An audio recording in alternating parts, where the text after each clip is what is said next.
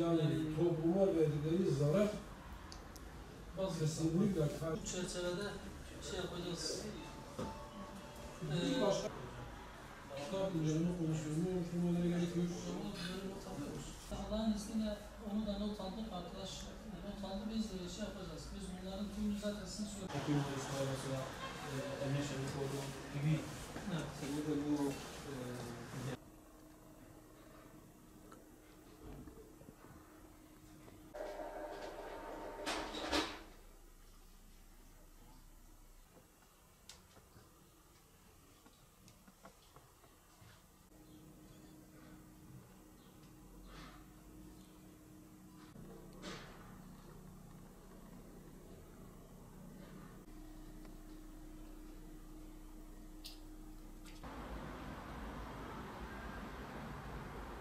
okumayan, okumadığı için düşünmeyi, tefekkür etmeyi unutan, olaylar karşısında duyarsız, ilgisiz, sorgulamayı bilmeyen, rüzgarların önünde savrulan bir yaprak misali, kültürel saldırılara karşısında korumasız bir nesil yetişiyor.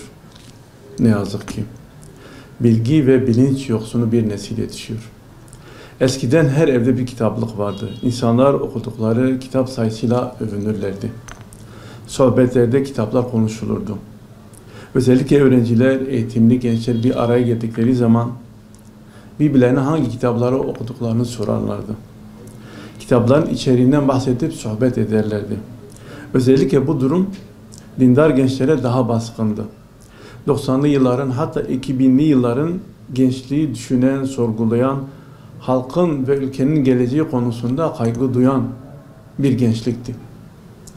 Ne yazık ki internetin yaygınlaşması, akıllı telefonların her eve girmesi, sosyal medyanın toplumu adeta esir alması sonrası kitap ne yazık ki yani unutuldu.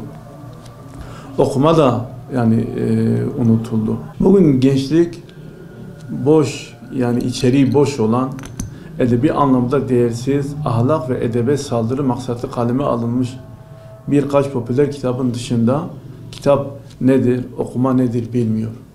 Bilgi ve bilinç vermeyen, hatta afyon gibi uyuşturan ve gençliğin nefsani arzularına hitap eden bu kitapların çoğu egemen çevreler tarafından bilinçli olarak gençliğe tavsiye ediliyor, yani okutuluyor.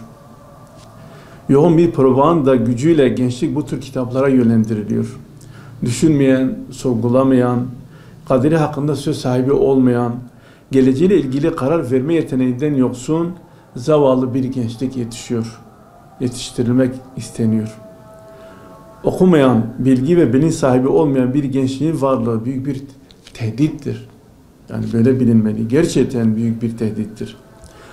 Çabuk aldanan, çabuk kandırılan, çabuk oyuna gelen, algı operasyonlarına kolaylıkla kanan böyle bir gençlik dış düşmanların, emperyalist güçlerin elinde çok rahat bir şekilde oyuncağa dönüşebilir.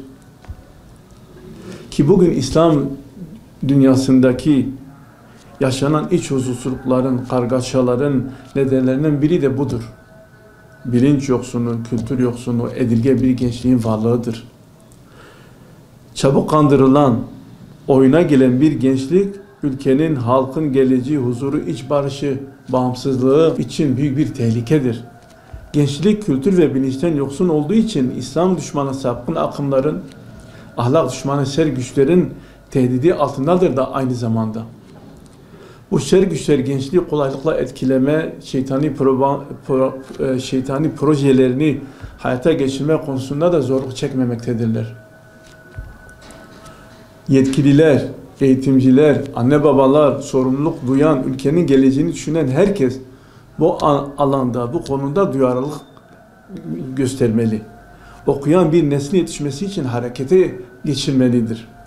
Milli, manevi, ahlaki değerlerle barışık, kültür ve bilinç aşılayan, kaliteli bir okuma için seferberlik başlatılmalıdır. Özellikle her evde birer kitaplık olmalı. Anne ve babalar okuyarak çocuklarına örnek olmalıdırlar. Yetkililer kitaba ulaşmayı kolaylaştırmalı. Kitap hediye kampanyaları yaygınlaştırılmalı. Kitaba, yazara ve okumaya önem verilmeli. Bu konuda toplum ve gençlik teşvik görmelidir. Ateş pahası olan kitap fiyatları aşağı çekilmeli. Özellikle eğitimciler kitap konusunda öğrenciler için örnek teşkil etmelidirler. Devlet, STK'lar, diğer kurumlar, İslami camialar kitaba ciddi yatırım yapmalı. Okumanın yaygınlaşması için özel bütçe ayrılmalı ve bunu sürekli yapmalıdırlar. Ancak dediğim gibi kaliteli, toplumun değerleriyle barışık, dış güçlerin, düşman oluşumların, sapkın ideoloji ve akımların propagandasını yapmayan bir okuma olmalı bu. Kaliteli, seviyeli halkıyla barışık, özgür düşünceli, manevi ve ahlaki değerlere bağlı yazarlara da sahip çıkılmalı.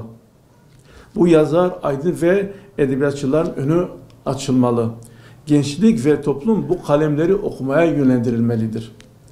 Batıl, yoz, düşman ideolojilerin, sapkın akımların, sömürgeci dış güçlerin, ahlak yoksunu batılı yazarların eserlerine mahkum edilen bir gençlikten ne bu ülkeye ne bu topluma hiçbir fayda gelmez.